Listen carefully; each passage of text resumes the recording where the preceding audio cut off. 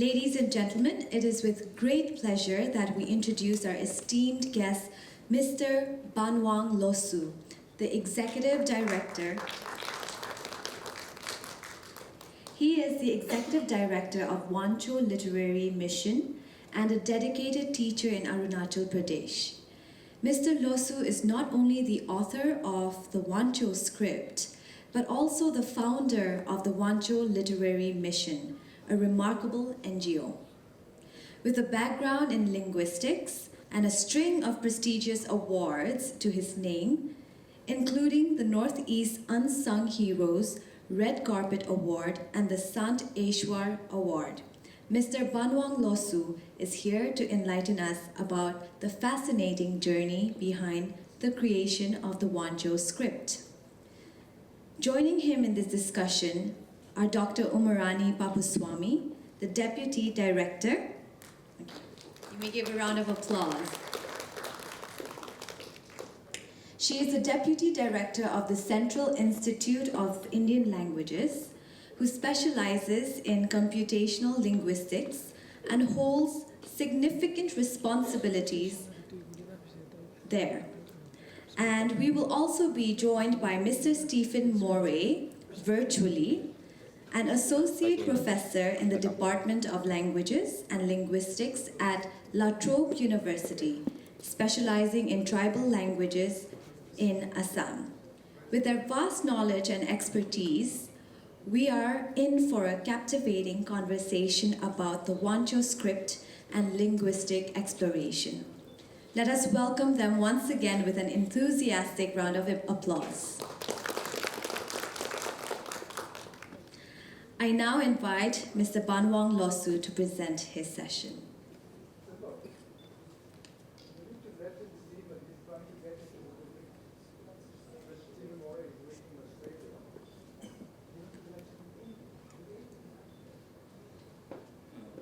Connection to PowerPoint.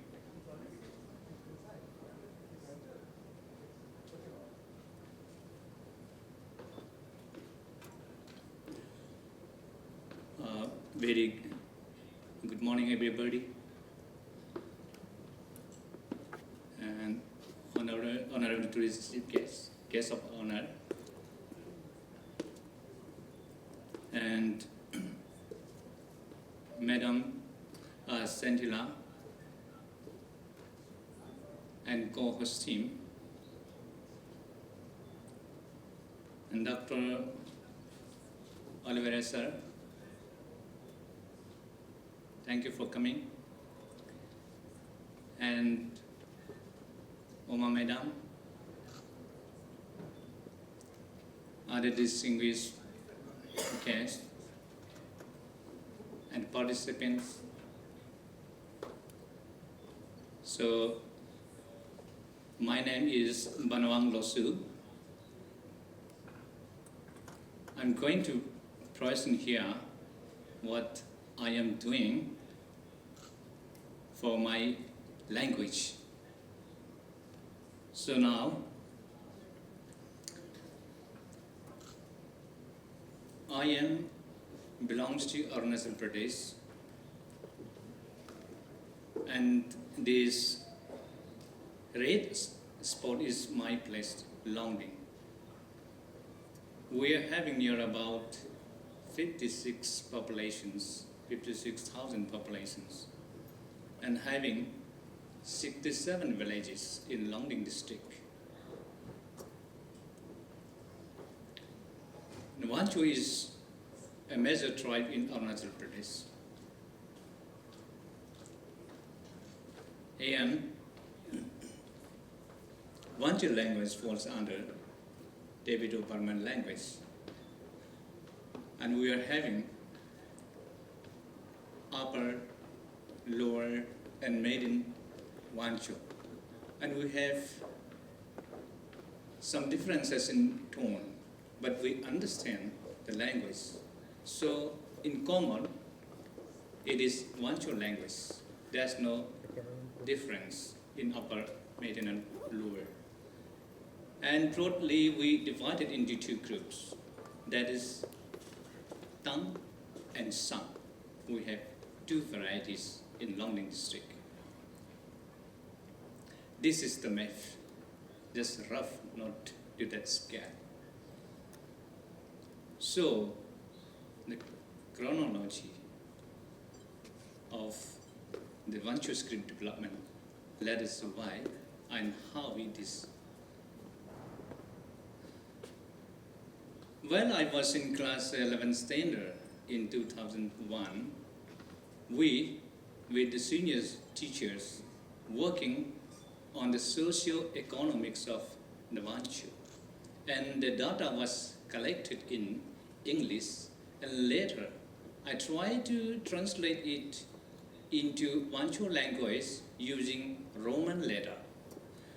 Then I found that Roman is not working to write our sounds.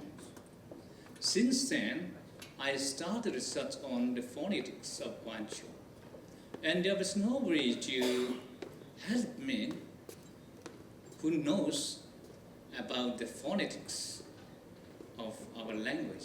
So it took a very long time to research all the sounds of WANCHO. Here, at the beginning, I started collection of word lists.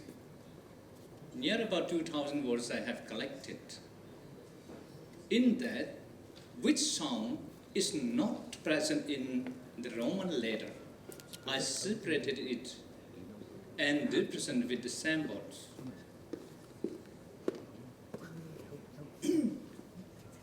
After almost 12 years of research, I shared my research work paper to my friends, and they immediately understand what is the need of this script, and they started helping me for the seminar, workshop, conference to conduct in the Longning district in several places.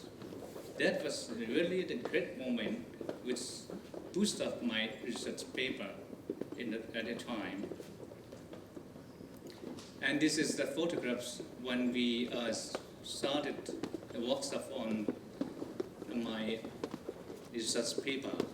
It was in 2012. And this is on the 9th of February 2012.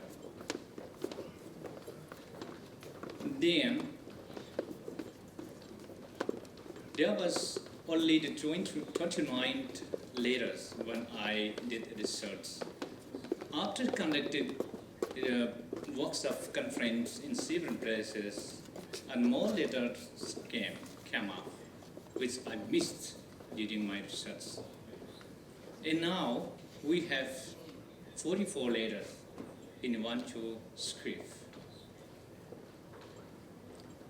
This is the orthography of WANCHO script. Here we have 44 letters. And to work on this script development, we need one platform. So we formed the interim committee under WANCHO Literary Mission NGO, and it was registered in 2015. And several times we met the politicians, the local leaders in Arunachal to discuss about the matter, how we can implement this in the school curriculum since 2012. But it is very, very hard to convince them why we need this kind of education in the schools. Later, the central government pressurized them. Then only they focus, oh, this is also something we should do. Then only they focus on our language. After 2018, and I was asking them since 2012, this is the problem we are facing still. So many things to be done, but still we are facing. So we met the then Education Minister of Arunachal Pradesh and discussed about the matter. This is the first book published in 2013, the WANCHO script. It is available online in Amazon. Along with the book, I made one video also. This is for teaching purpose. By saying this video, all the basic can be understood by anybody, the students and the parents too. So our script, the WANCHO script, is not plagiarized and copied from other script. This is independent and new creation. So it could be similar in looks, but it is quite different and unique from other script. So it is designed like it should be smooth in writing, and it should not space occupied large space. So I keep all this thing in writing. This is sample. So this is how I develop the character, the script. So when you see this is the feather, hornbill feather. Yesterday we have already seen this in headgear when chanting here. So this is culturally significant for us, and everybody can understand seeing this. So I took this hornbill feather as letter R. This R is for Auga. In my language, Auga means hornbill. So out of this hornbill feather, letter R. And another you see on the right side, here is the flame. We call it bun. So this ba comes from this bun. This way, this letter is designed. I will not explain all this. Here you can see the bird. So in my language, the bird is O. O. So I put here the head of bird. That's O. Everybody can easily understand and memorize. So character, the script comes from these samples. Some are cultural significance. Say these days nobody is practicing. Here you can see a lady. Her in this Anglican court novel has a tattoo plus symbol. Now people are not practicing. It is losing. That's why I wanted to document this kind of. That's why this letter comes from this plus sign. Similarly, all these characters are somewhere connected with the culture of our WANCHO. We have 15 vowels and 29 consonants and one glottal stop. Total 44 letters. So some people used to ask me, why do you make 44 letters? Why not 26 and less than 26 like other Roman scripts? This is how I got the questions in many places. The thing is that this letter is not made according to my wish, because the sounds already exist in our language, is made by our forefathers. So I only research and gather how many sounds are there in my language. Accordingly, I put the symbol. So we have 44 sounds.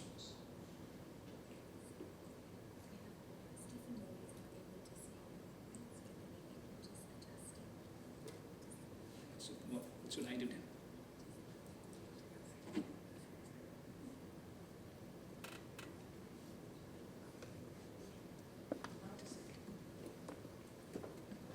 So sorry about this pause. Mr. Stephen Murray is unable to view his presentation, so we're just fixing this quick technical glitch.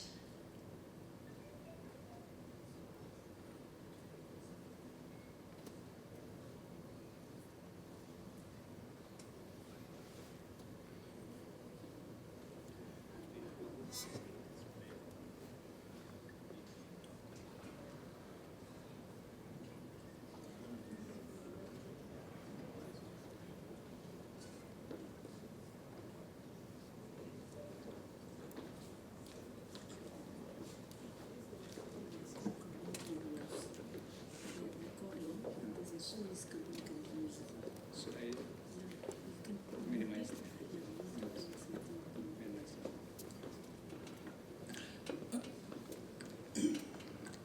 Sorry for interruption. So, thing is that I cannot reduce or increase the sounds existing in my language. That's why we have 44 letters. Some people used to ask, why do you need a script? This is the big question. See, we have the tones, and tones cannot be written by Devanagari or Roman or other scripts. This was the big issue. That's why we need to develop new script. First attempt, I started with Roman, but it was not working. That is why I developed this for other language also, not only for WANCHO, who have the tonal language, they can also use this script. So, up to 7 tones, our script can write. We have this kind of symbols, diacritic marks, to identify the sound's intensity. If the sound is low, there is no tone marker. If it is medium sound, it has 1 tone marker. And it is high, then there will be double tone marker. And you see here, one is long and another is dot. So we have 2 varieties of language, upper and lower WANCHO. So for upper WANCHO we use the long tone marker, and the lower WANCHO we use the dot tone marker. This is just example. So to understand, I made this low, medium, and high. We can understand by using this 3 finger. Just for example, how tone variety is here. Say, you see here, this is neck. We say my. Then good is my. Then 12, my, little bit different. Then mid, this my. When you see, this is like a harmonium sound. My, something like that sound is. So it is not possible to write the sounds using other script. You can see this, the graph, the differences of this sound. Here, my, you see the graph format I use to make in plot. So this is also another example. Here, low is soy, near. Soy, vegetable. Soy, slant. Soy. This is the sound. So in schools, I started in 2016 to teach in the school. At that time, there was nothing, no study materials I had. I used printed in the A4 paper and distributed to the students and started class in my school. During the class, and this was the first examination conducted in my school in 2016.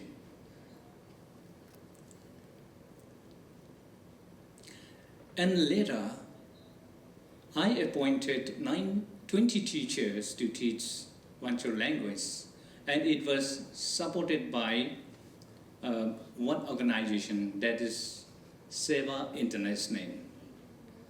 And the book was printed by TANTHA still CSR. So I got some help in 2019.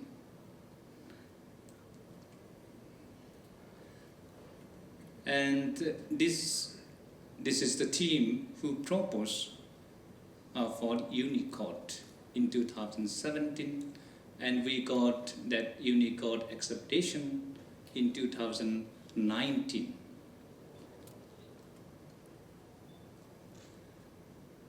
Now it is access online. We can use in mobile phone, in the Facebook and computer and WhatsApp, anywhere we can use, because it is accepted in Unicode, that's why. And I made one app also for the basic learner. We can download this app from the Play Store, and we use to learn using this app the basic sounds and the letter for the beginners. We also conduct training program every year for 1 month. This is the picture during the training program. This is the classroom. Activities in the classroom. It was very intensive program, that's why we do at night also. And all other people, expert people, we cannot invite them, and they have no time. That's why we used to take conference online. This is the professor from Arunachal University, and this is the Stephen More. Today we have online.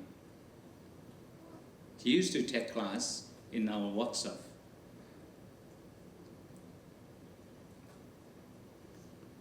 Even the small children are taking part in this workshop, and they used writing. They started writing in the tender days. This is editing and printing and binding the books. It looks this way.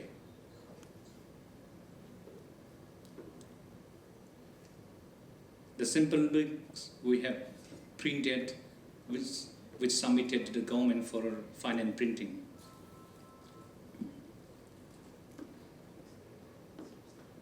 Issue the certificates after workshop.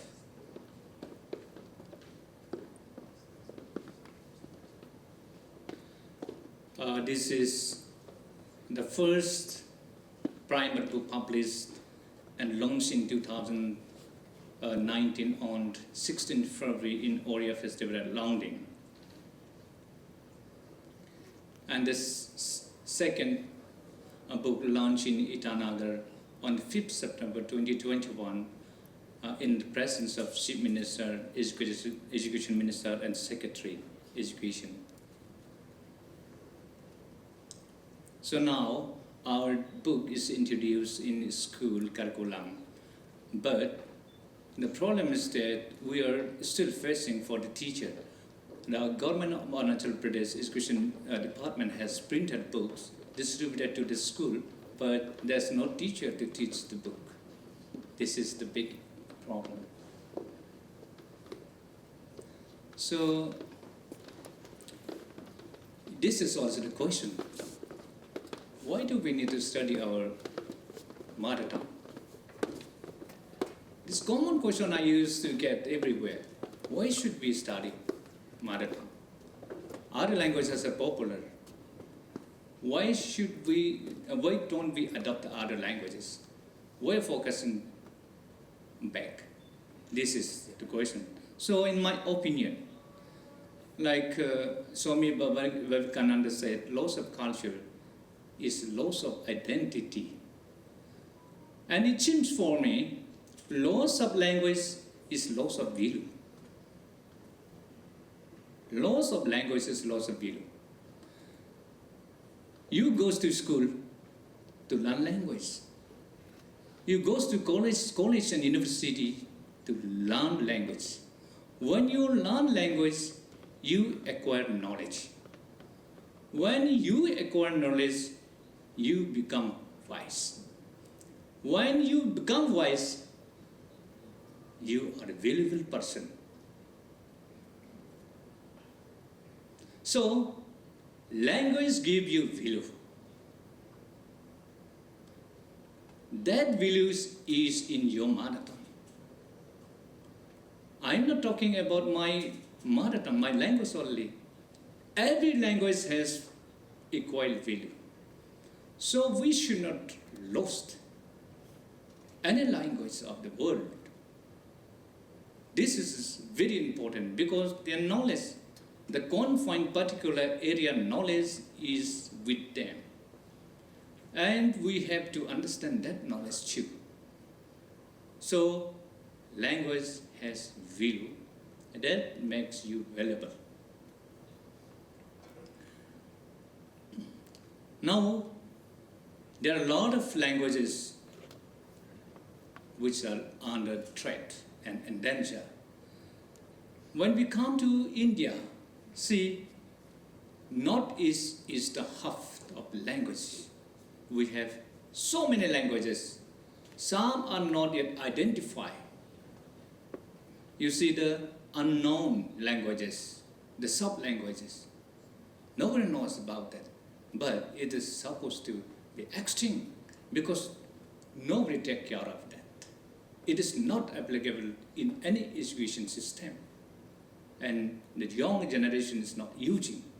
So it is under threat and danger. So to safeguard, to document, to make it use is our responsibility. We have 187 endangered languages in India. Out of that, 64 languages are only in Northeast.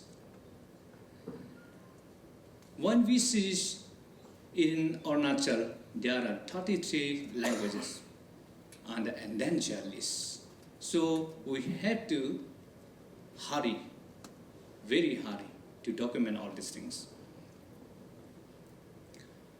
What I am thinking about is we need to use AI.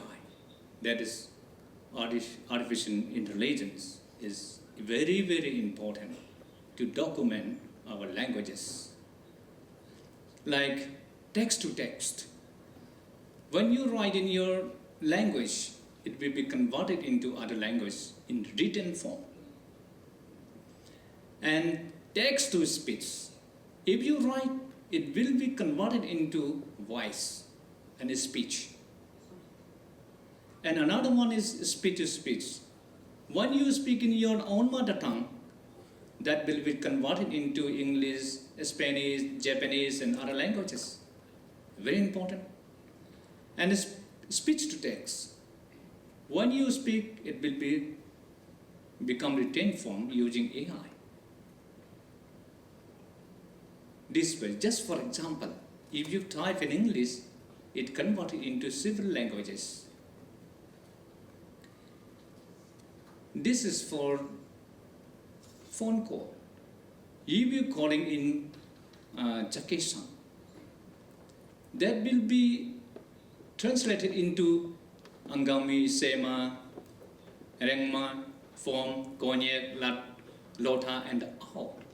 How beautiful it would be if we met this kind of. You will never leave your own mother tongue because it is applicable for communication. You will speak in your own language only. So, most important for us is speech to text. If we develop such kind of technology very soon, then our forefathers, grandparents, who never went to school, can also write volumes of books because they have to speak only in front of the machine and computer. That will record it into written form automatically by the machine. So the people who have wide knowledge of our culture, system, they can write, they can document very easy. And after documented, they will not be able to read that book. Then what will happen? We will develop another software, another technology that is text to speech. When you put the text into the machine, it will read out loudly. They will not read, they will just listen and understand what is written in that book. So, all the people will start using this and your mother tongue will not be longer in danger. Everybody is using, and your exam paper is coming in your own language. You are giving interview in your own language. Then you are using that, your own mother tongue. What is the threat? No fear of extinction. So we need to focus on this kind of technology for the future. For that, we have so many platforms. The UNESCO and Madam Umasia. We have to think about that. For that, we need manpower and time as well as fun. Because this technology is going to be used in future. If you want or not, that's another issue, but new generation is going to use that, this technology. So why don't we start today before losing our knowledge, having with our grandparents? They have no time. So we need to document them. It is very urgent in my opinion. So I request all the audience, this is very urgent. We have to discuss on this matter. So I'm not taking much time because we have to discuss. Discussion is more relevant than this presentation. Thank you.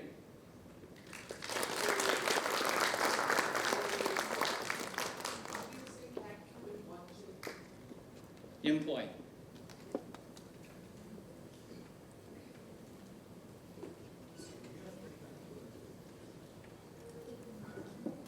Men boy, Mr. WANCHO, for your lovely presentation. And now we would like to have Mr. Stephen Morey, Professor Stephen Morey, virtually. He will be joining us virtually, and he will be presenting his piece.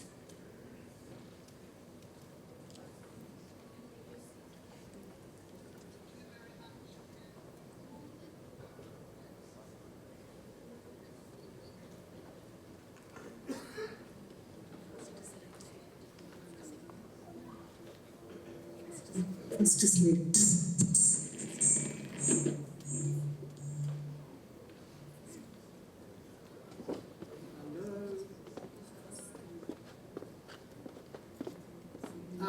Here. Can you now hear and see me? Yeah, now there is one problem because when when I speak, I am also hearing the echo of my speaking. Hello, Stephen, there seems to be an echo. Can you hear me? I can hear you, not very well, but I can hear you. There was an echo. Is the echo still there? Can you speak now? Yes, I'll speak now. I am hearing the echo quite badly, but now it seems to be gone. Can you hear me clearly? Yes, we can hear you. Yes, we can hear you. Excellent. Okay. So, as I was listening to Banwang presenting his excellent presentation here from my living room in Australia, I was first thinking about how much we have seen an increase in the involvement in research on language and work for language in so many different communities in Northeast India during the 30 years that I have been involved in researching languages. So I started my research in October 1996 amongst the Thai Pake and Thai Aiton people in Assam state, but since then have done some researches on many languages. But the biggest change that has happened in that time is people like Banwang Losu, he is certainly not the only one, who is doing work for the preservation of his own language. Because I think it's important to say that language will only be preserved if people continue to speak it. Yes, it is important that we make a document, that we record language as it is being spoken today in all the different villages of the whole Naga area or the whole Patkai range. Let's just confine our expectations to the Patkai ranges right now. That will be enough. But that whole range that runs between India and Burma, having so many different languages, we should try to make a record of all the different ways that people are speaking there. But the most important thing is to keep speaking language. Now, I have not prepared slides for today, but I made some notes, and if I can, I will try to present what I have just noted for people to see. Should be that one. Now, hopefully you can now see on the screen, or will be about to see on the screen, just some notes I made. I said I have written notes on Banwang's session. I think you can see it. But maybe it's too small. This is just something which I was writing down as I was listening to what Banwang was saying. And let us just very briefly revise some of the main points that he indicated about the creation of his script. Firstly, it was necessary because the Roman script was not suitable. I will come back to that point shortly. And Banwang pointed out the time it takes to work out the sound system, that 44 symbols were needed to cover all the different sounds in the different varieties of WANCHO. So I have sat with Banwang here in Australia, also in Assam, also in Longding district, and we have discussed the sound system of his own variety, which he speaks in his home village at Kampanoknu, but also about other WANCHO varieties. And in order to write these adequately, Banwang has established that 15 vowel symbols and 29 consonants are needed. And he showed you about the video. You should all have a chance to see his wonderful video about the script. And he also mentioned about the community-based education that is going on. But I did also want to say a little bit about how the script was developed. Banwang showed you and explained how he took some culturally significant symbols and used these to craft the letters that he has created.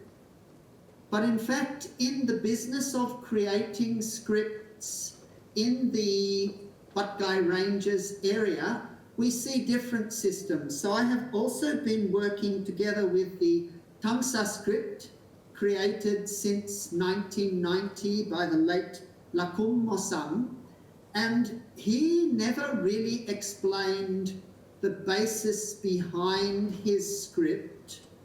And it may be that, as is also the case with some other Naga scripts and with some other scripts used by hill tribes, we can say, in different parts of Asia, that it was a kind of inspiration, that it came to the creator by whatever means, a divine inspiration, we could even say in some cases. So, and I have been thinking in recent weeks, not just about the form of these scripts and what the different letters mean, but the fact that most languages in the world do not usually get written at all. So most people in tribal villages, whether it is in India or in Burma or in other parts of Asia or in Australia or Africa or anywhere, most people in small villages where small languages are spoken generally do not write them at all. And if they do write them, they usually write them with a script that was invented for a different language. And this is something that we should remember.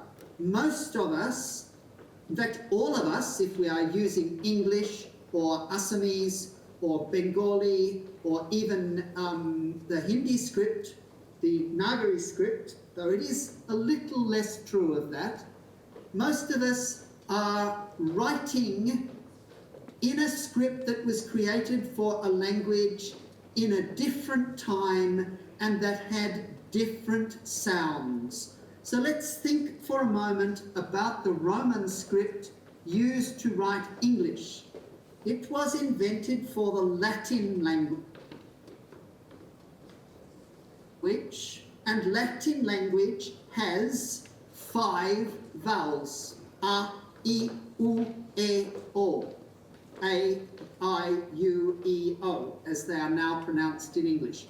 5 different vowels. Now it is true that Latin also has some long vowels and short vowels, but the long vowels are not usually distinguishing the meaning of completely different words. They have functions in grammar as far as I understand. So basically, you can write Latin with 5 vowels. I'm putting up my hand to show the number 5. English, as I speak it, has at least 12 different vowels. And I've written some words there: part, put, put, pet, pate, pit, peat, pot, port, put. No, sorry. I read it wrong because I'm trying to read it off this screen where it became small. I'll start again. Heart, hut, hat, pet, pate, pit, peat, pot, port, put. There is no poot. Poot doesn't exist as a word in my language, but we have boot, which is nearly the same, and pert. These are 12 different vowels, and you see how we write them in English. we write them by writing A-R, E-R, O-R, or A and then T and E at the end, or E-A, or E-R. All these different possibilities we have to come up with in order to be, or double O. All these different possibilities we have to come up with in order to be able to express these sounds. Now what you have with WANCHO is a script that is created for the language as it is today. This is something that nobody else in this audience has probably experienced, because we are all using scripts created for other languages with different sounds. Some of you must be knowing Assamese, and if you know Assamese, you know that you have Potom So and Dvitiya So. These two symbols are now exactly the same sound. They are written differently, but they sound the same. But the history of them goes back in a different language at a different time when these were pronounced cha and cha, as they still are in Hindi. There are so many other differences between modern Assamese and the languages on which it is based, but the script represents like as if it were an ancient history of the language. So what Banwang has done here is to create something which is not completely unique, because there are some other examples in different parts of Asia, and certainly amongst the TANTHA script now being used in Changlang district. There are some other examples, but mostly people are writing with a script that was created for a language very, very different often from the language that it is writing today.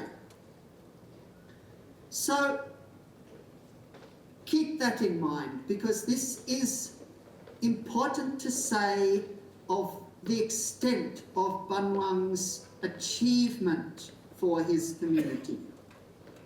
Now, another issue that Banwang raised is the extent of language diversity in Northeast India, and he gave a figure of 187 endangered languages in India, and I think something like 65 in the Northeast. The fact is, we still have no real idea, because what is the extent of language diversity? Let's just take the example of the WANCHO.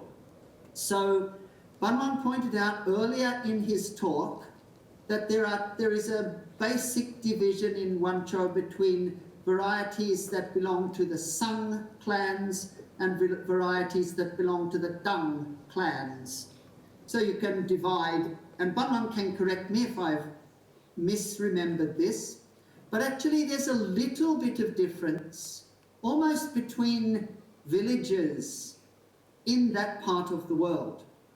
And in order to really understand how much different language is happening, we need to understand the language at the village level.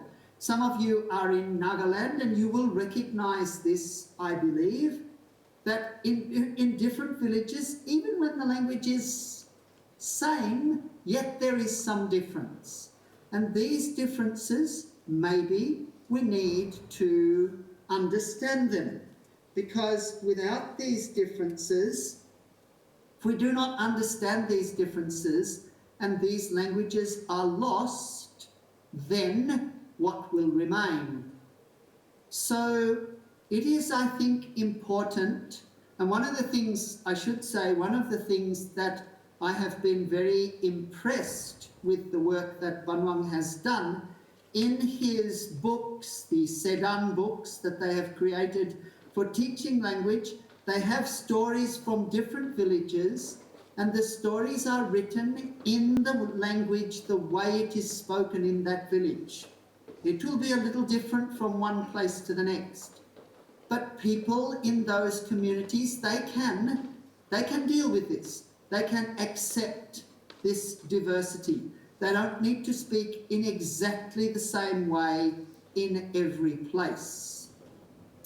So, but even to ask the question or to answer the question, how many endangered languages are there, we have to answer the question, what do we mean by language? So when I visited Longding district in January of this year, we stopped for a short time at one village called Mintong, Banwang will recall, there to investigate for just half an hour or 1 hour how the people in that village speak, because I was told maybe they speak a little differently. And these kind of investigations need to be done across the whole of the Patkai Range area. I was recently in Bangkok, in Thailand, attending a conference, and there listened to some talks from people speaking about the Kemnyan language, about the Konyak language, and about various other languages belonging to Nagaland. One of these talks was from Professor Alec Koop, now at the Nanyang University in Singapore, and he discussed some of the diversity of language in some parts of what is Nagaland, and how from one village to another there can be some significant differences that we still don't fully understand. Okay, so I put at the bottom a list of priorities. Now this is something that everyone here can do, because everyone here has got some kind of mobile phone.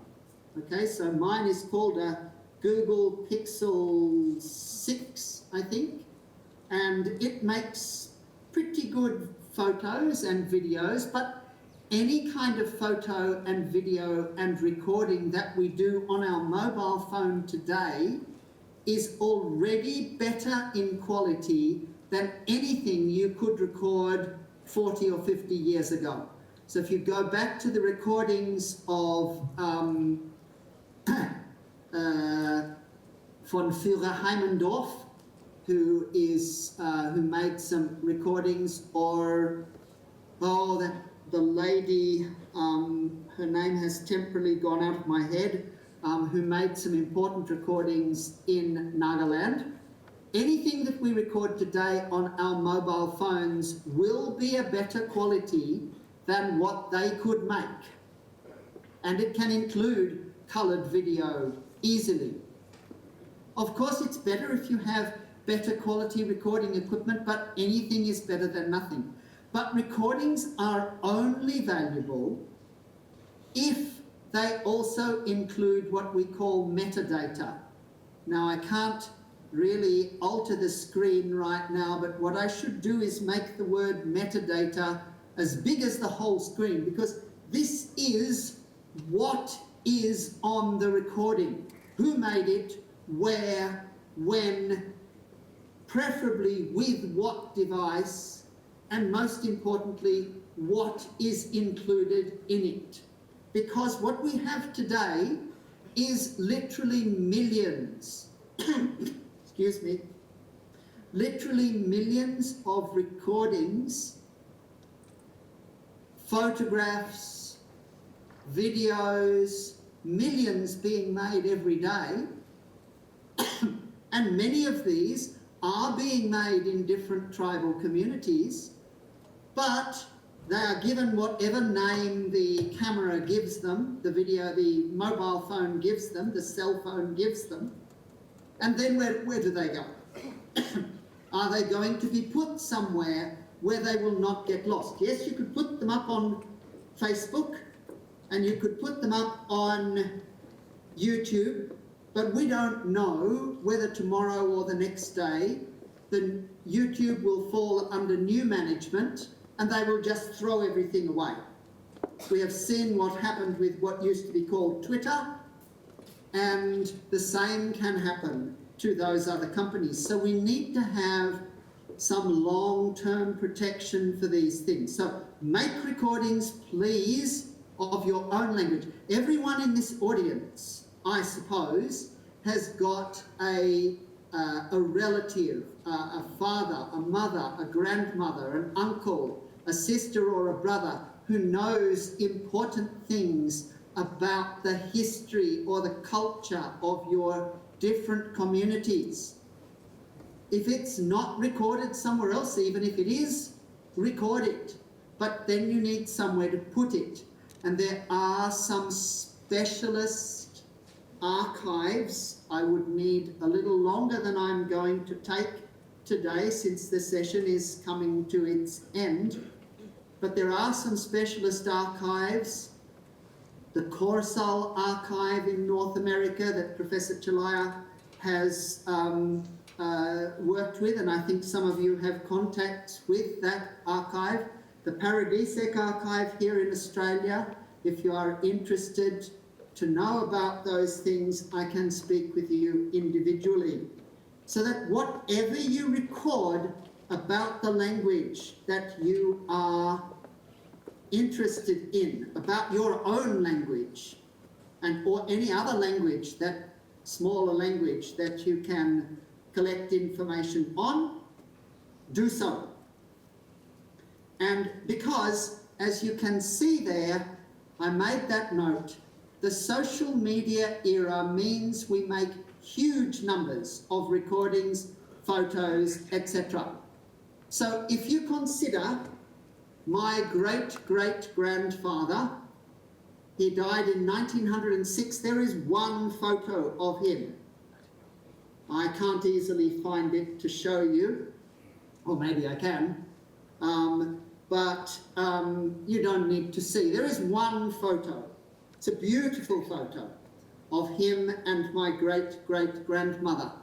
There is a second photo of her, but I don't possess it. But of me, there are thousands, probably tens of thousands of photos. Because if I visit India, not only do I take photos, but many people take photos which I am in. But most of these photos will be lost in the next few years. So if something's important and needs to be preserved, then it needs to be preserved somewhere safe. Okay, because in a few years, most of what is on Facebook and YouTube today probably will just get thrown away. Eventually, people will say, there's too much, you haven't used it for, nobody's looked at this for 10 years, therefore we'll delete it. So please think about that.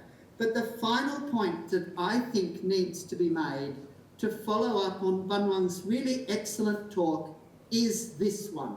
And if there is one thing that I would like to have you all remember from this discussion, it is keep speaking your own languages. So long as you speak your languages will continue to be spoken. So I hope those comments have been of some use to your very interesting session here today. One final point, if you're watching the screen, you can probably see that my name on here is given as Naga New Year Festival. There is a history there because Google is too clever for its own good. And I made a mistake in 2019 when I was uploading all the videos that we took at the Naga New Year Festival at Leshi in Burma, not very far actually from where you are now, just the other side of the Saramati mountain. But I put them in the wrong folder. And so I had to rename the folder that they were in, and ever afterwards Google thinks that my name is Naga New Year Festival. Actually, my name is Stephen Morey. But if I can just repeat that main take-home message, keep speaking your own languages. Thank you.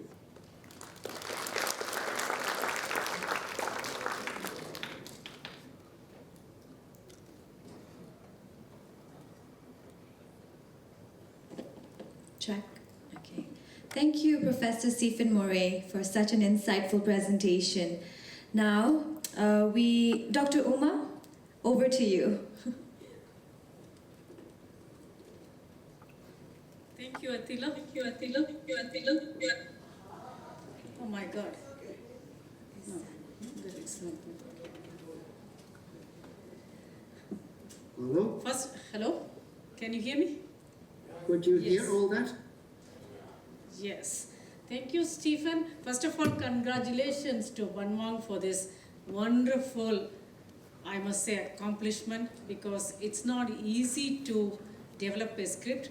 I'm also involved in a project on orthography development for Austroasiatic languages. We are working on Lingam and Varjaintia, so I can understand what you might have gone through. I just want to begin my discussion by starting something in my own language. Like Stephen said, one must speak one's own language, right? So I thought, let me take 1 second to say something to you. Ennum eluthum kannenba. I'm going to translate it to you. Numerals and letters are like two eyes for a human being.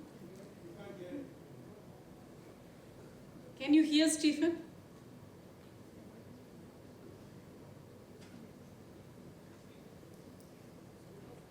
Hello? No. Can you hear us, Stephen? He can hear, no problem, that's great. No, he is muted because I'm the one who is speaking. Yes, so I want to repeat what I was saying. Basically, numerals and letters are like two eyes for every human being. Imagine if you do not have one of them, you are partially blind.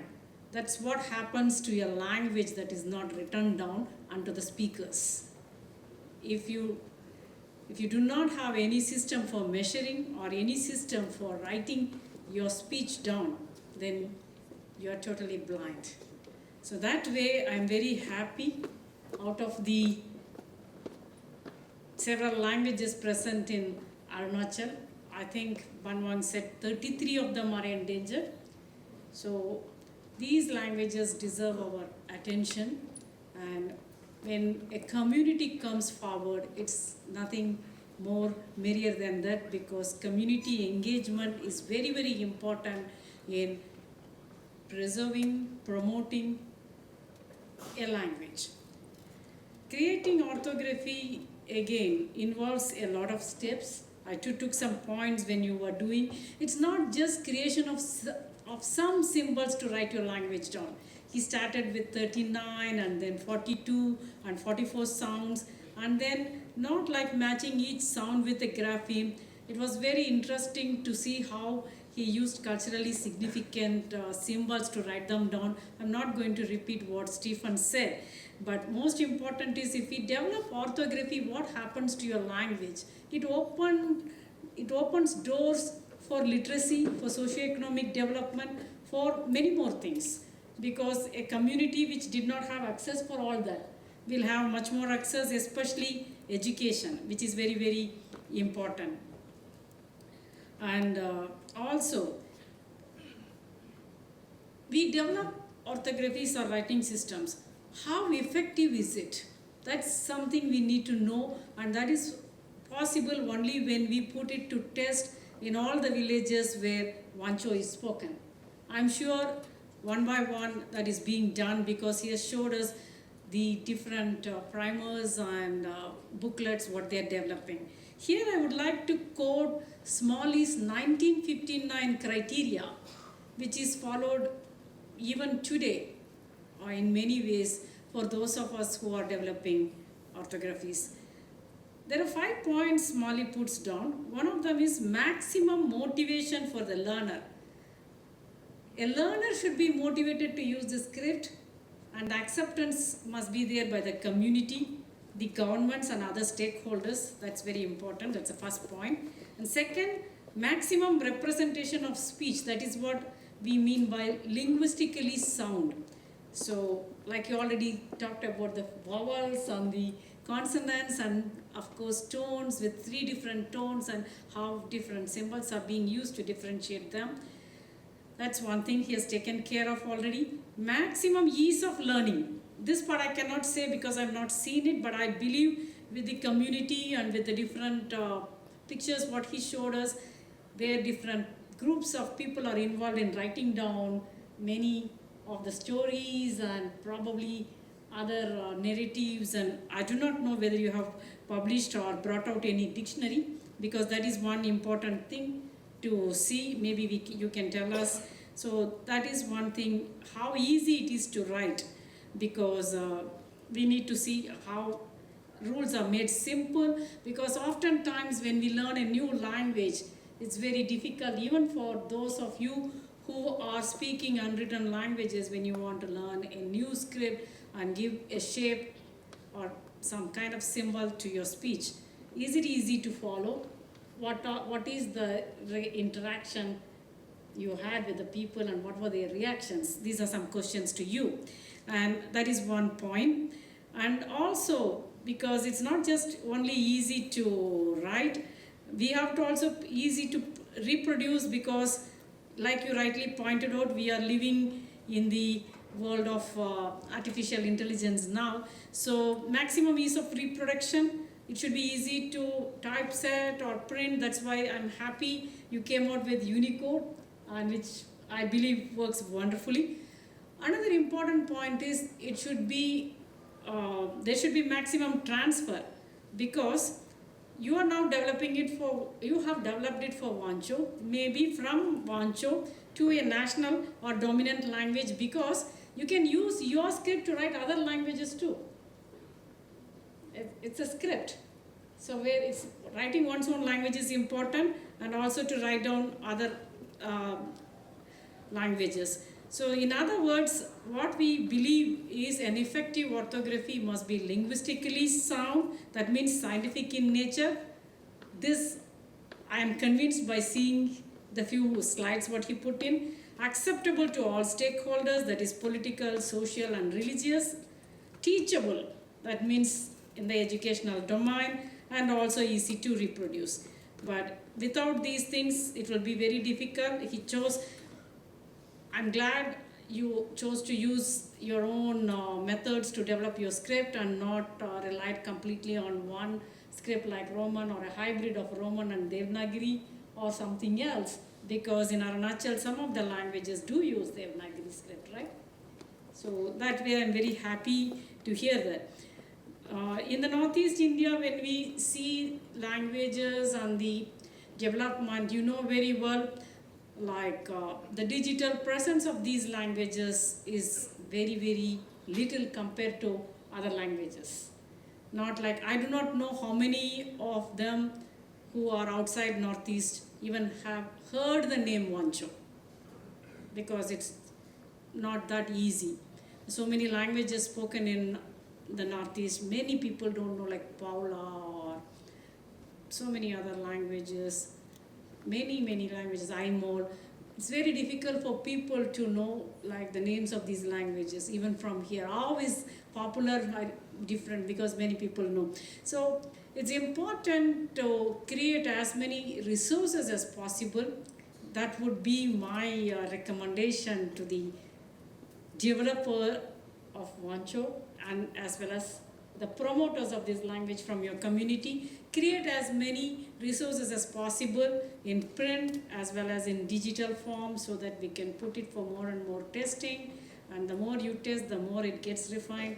Maybe your 44 sounds, I do not know how many symbols you have, because we did not have time to go into the mapping of that, whether 44 sounds have been mapped into how many graphemes, if I may say so, and how you went about doing this, or even what were the other difficulties you had with word boundaries or syllable boundaries, and what happens with the fusion of sounds, for example.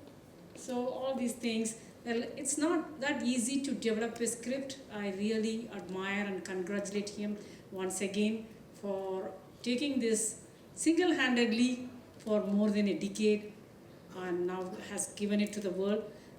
the whole idea is if you have a script, the people of their community can express their worldviews in their own language instead of saying it to someone like me or you and who would need an interpreter and then we write it down. Many things are lost in such cases. So if they have a script and it's like a very powerful symbol to express their own feelings and also bring out all the indigenous knowledge in different forms which can be shared across the world. With these few words, I would like to now open this talk for questions from the audience. Since we are running out of time, I myself made my speech lot, though I have written some points. But now we can have a couple of questions. Anyone? Yes, Tara? You want someone can mic?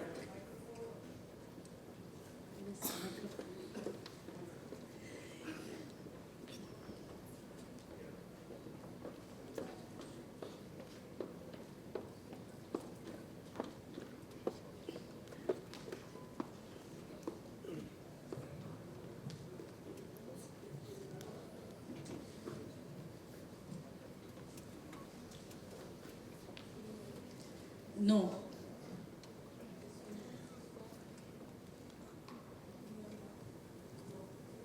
I can hear you without the mic because you're closer to me. It's okay, you can ask and I will repeat the question for the audience. I think this works now. Yes. My question is for Mr. Losu.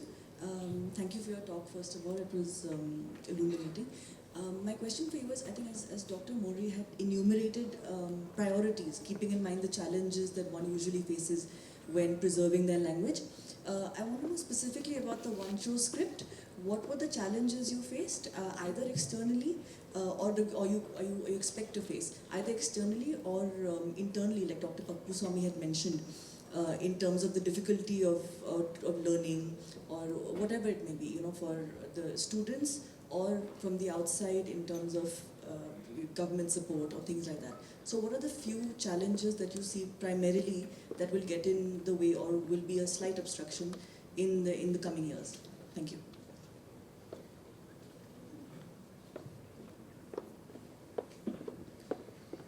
Challenges. Yeah, there was a lot of challenges in the beginning because I do not know anything about the phonetics. And there was nobody to help me who knows about it. So it was really very challenging, and I sometimes goes to online on this research. And when I was there in university, there was one subject, linguistics and phonetics in MLA English. Out of that, I come to learn a lot of things about the phonetics. Then I compared with that book about especially the tones and the phonetic part. So that's why I took almost 12 years in this research. Then, after publish my first book, I come to contact with a lot of people, linguists especially, and from the America, from the Stephen Morey and other linguist people. Then I went for linguistic course after book publication only. Now so many things are there to be corrected from the first book for next edition. So that was the problem, that to convince the people about this, it was very hard because nobody knows about this, and nobody was believed that we can have this kind of writing system. So people maximum are following English and the Hindi, and this minority language and the modern thing has been neglected since long. That's why to draw the attention was very difficult. But only the few people, educated people, understand about this requirement. That's why they supported and come together. That was the very helpful for mobilization. Is that? Great, thank you. Yeah, we have time for only one more Okay. question. It was very interesting that you use cultural symbolisms, which were very emblematic in your culture, and the way you connected with the alphabet. What inspired you to take? There was, so I wanted people acceptation. I met and people are not accepted, then it's useless. So I wanted make them easy, understandable, acceptation easily. That's why I trying to use the relevant samples, which is familiar to them.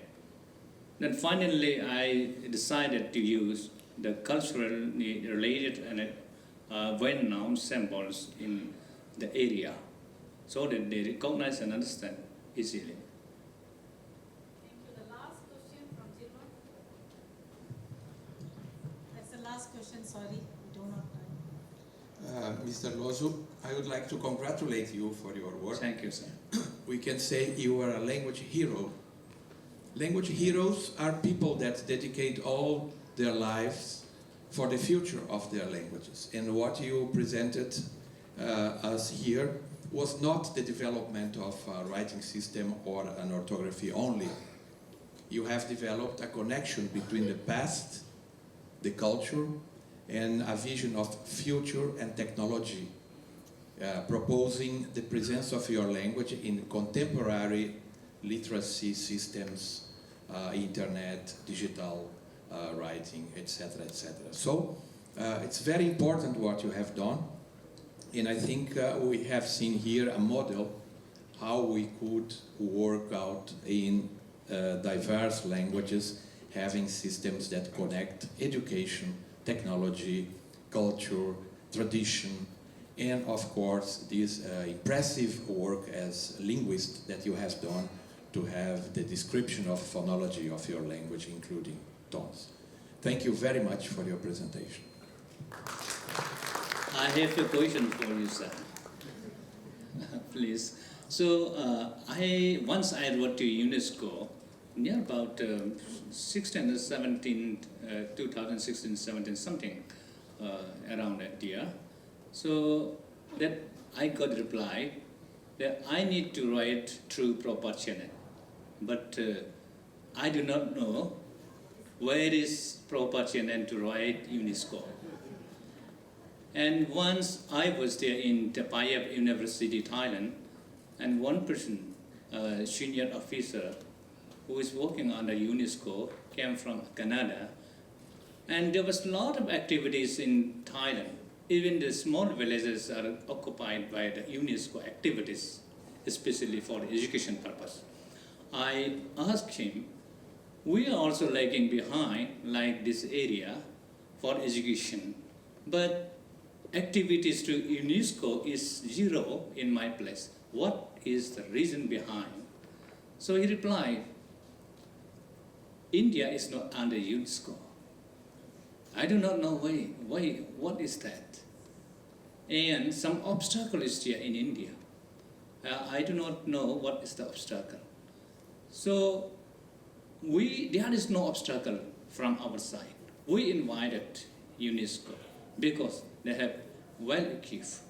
That is a good platform for our languages. So through you, it seems you are a proper channel for me. Yeah, we need the attention of UNESCO for intra-knowledge. We have a lot of languages here. Thank you.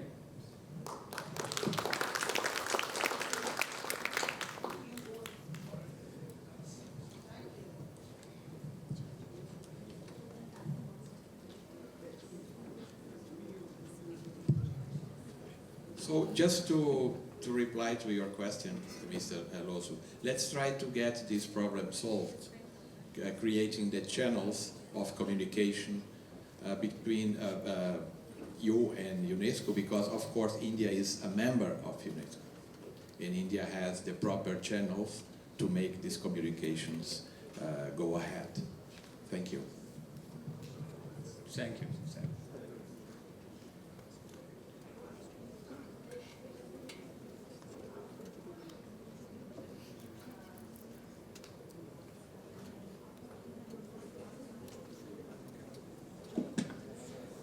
Okay, just a little change in the announcement. Thank you. So Losu, you're my hero. Amazing, amazing work. Thank you for recognizing that, Jovan. I think we all appreciate this amazing man. I also know some of your people, like Michael Everson, who did Unicode. Unicode, for the rest of you, I think is the way in which a script is entered into the computer system. It's a universal thing where, like, something this shaped is always recognized as a 0 or an O, for instance. This is a T. So unless you put the script into Unicode, you will not be able to use a script on smartphones or computers. So what he has done, working with Steve Murray and with Michael Everson, is amazing. That is now in Unicode. So one thing I really liked about what you said is that your WANCHO script can be adopted by any other script, language in the Northeast that does not have its own script. And I like that very much. You know, I'm from Manipur. We have Meitei Mayek revived, also in Unicode. We've published, I myself have published many books in Meitei Mayek, but it has a little bit more of the diacritical elements that you're using. I've also created a new romanization system which will be published this coming year through Corsal in Texas, so we collaborate with them. So it's an ongoing process, but the fact that your language script can be used by other Northeastern languages, I think is a tremendous idea. Yes, sir. I already told about that. Other people also. If my script, WANCHO script is working to capture your sound, you can also use. There's no problem. And what I have developed writing system is not to suppress other languages. I'm not talking about that you learn my language. You use my script for your language, not for my language. So you have to document and preserve and use your own mother tongue. We should not suppress others. Terrific. This is amazing. The reason we're taking a little bit more time is that since we had a bit of technical glitch and we're running a little late, we shared the sad news yesterday that one of our participants from Arunachal is not making it. And so we have requested Madeline Tam, the convener of INTAC from Meghalaya, to please move our Khasi session on the Whistling Village to 3 o'clock in the afternoon, I think, right? And so from here we'll go straight to lunch so that we kind of get back on track. So I think we have, should we take another question from the audience? It seems everyone wants to have something to say. Yeah, Mr. WANCHO. I thought we were going down, so we All right, so This is for Mr. Wang. so who's next? Who has a question? Oh, there we go. Can we get her a microphone, please? Someone? All right, speak up. Mr. WANCHO, you had mentioned that there's desperate need for teachers. You have a lot of enthusiastic learners, and so I wanted to know how many have you trained in the WANCHO script?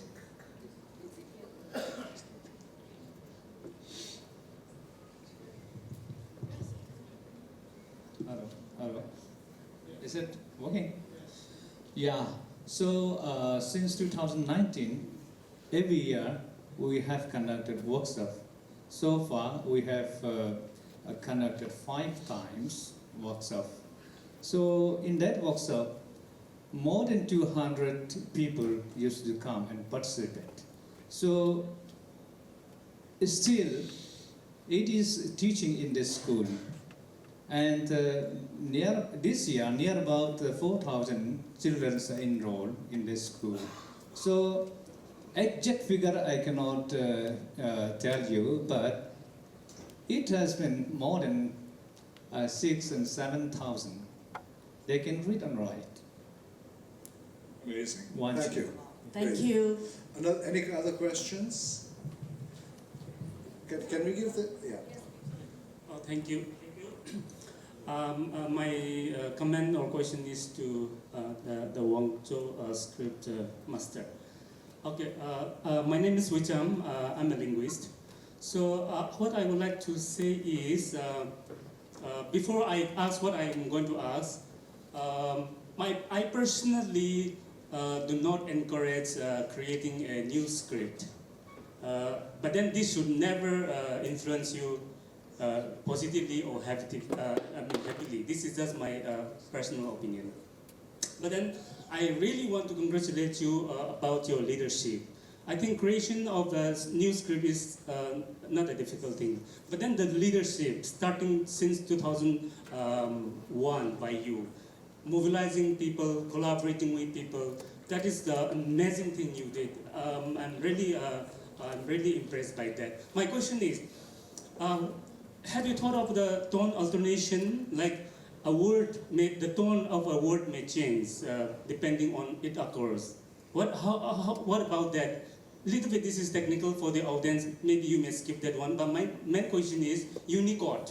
Please tell us a little bit about the encoding process of the Unicode. So for the benefit of the audience, Unicode means without encoding your new script into Unicode, it won't work in TikTok, Facebook, or across platform. So Unicode encoding process is a little longer, but then you have been successful in that. Please tell us about the process, how long you took, who are the people you involve.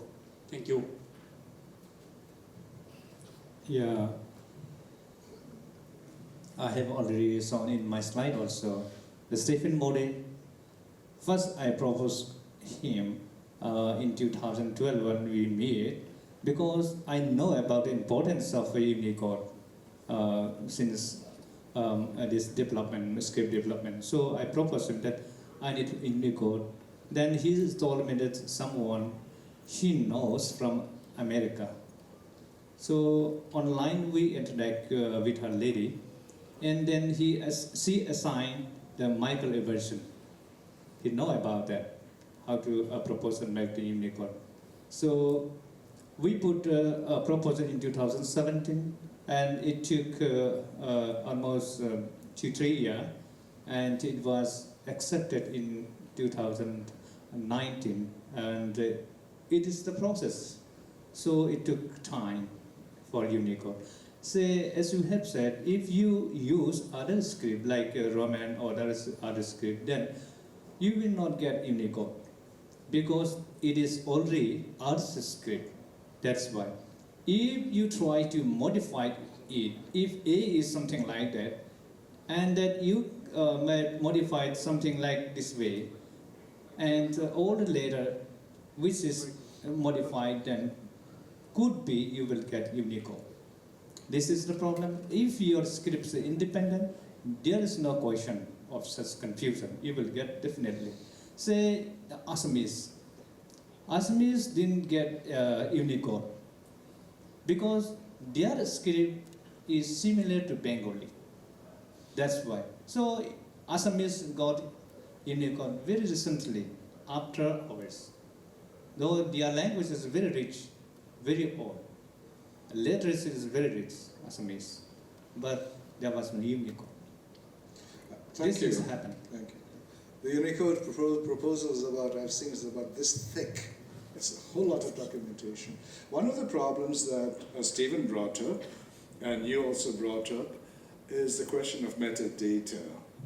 And since our languages are very small, all the languages in Northeast India are very small, how do you propose to use AI? Because I've written a story using AI, Manipuri Folktale, which will be published next year. But the problem, and I discussed this with Jovan also in Delhi when we met, is that we don't have enough data, even though Manipuri is by and large relatively what we call a high resource language. There's not enough data out there. So we have to give a prompt. When we use ChatGPT, and my friend Medha Agarwal in Delhi did this for me because I'm too lazy to learn new technologies. So I said, can you run this through ChatGPT? And we could not use Vinodini as a prompt, as you were jokingly suggested, your mother is a writer, why don't you use it? Google comes to me, I translate, they want all my translations, I said, sure, I'll give it to you, no problem, you know? But they're so, compared to Shakespeare's English or Goethe's German or something, there's so little data that I cannot give a prompt that ChatGPT will recognize. We had to give the prompt as suggested by another friend of mine, Italo Calvino, who wrote Italian folk tales, and said, can you tell the story in the style of Italo Calvino? And then it spat it out. So the question for us, the challenge, problem, even we are working on a text-to-voice as well for Manipuri in Texas, not in Texas, in Virginia, but the problem is that there is simply not enough data yet for the computers to scroll through and to help us with AI, because I do think AI really offers great potential for smaller endangered traditions and literatures like this. I think, is it 10 o'clock? 1 o'clock? Okay. I don't know where Stephen is still on, but I want to, on behalf of our producing team, which is Imasi Foundation, Media Management Group from New Delhi, with Atul here, and my dear friend Sanjeev Bihari, consultant in Delhi, and of course, Santila, my queen, Santila. Wonderful, and really a shout out to you guys filling this auditorium. I'll tell you, Nagaland, you're a class act. Thank you, and thank you to Intac and everyone here. And here, a final word from Attila. We'll continue the conversation over lunch. Thank you, Stephen. Thank you, Uma, and thank you, the wonderful Mr. Losu. Once again, thank you, Mr. Losu, Professor Stephen Murray, and Dr. Uma for such an insightful presentation. We've truly taken everything that